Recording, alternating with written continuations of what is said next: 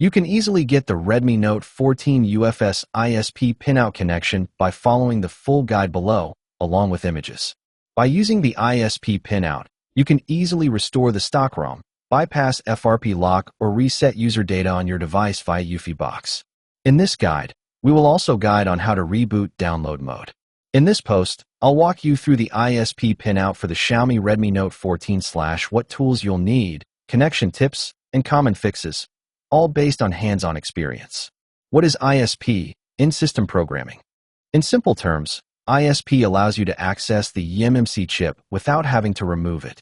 You simply have to identify the appropriate pinout of the board, and you have to utilize a supported UFS, eMMC tool such as UFI, EasyJTag, or Medusa Pro to attach it directly.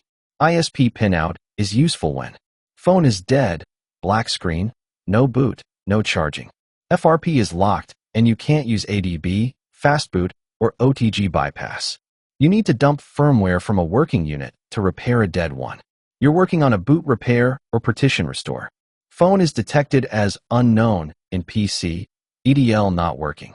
Xiaomi Redmi Note 14 UFS ISP pinout image.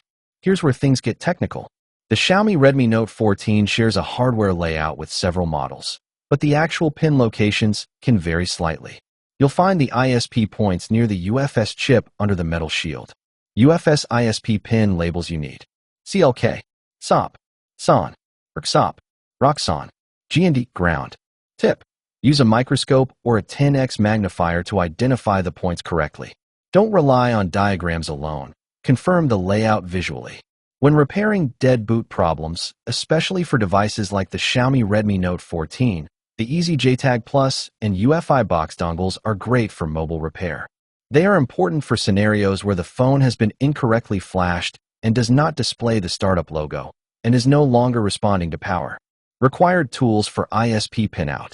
Make sure your bench is set up with the right tools before jumping in. UFI box, EasyJTag, or Medusa Pro. 0.1 mm, 0.3 mm jumper wire. Fine tip soldering iron. Isopropyl cleaner, IPA 99%. Soldering flux.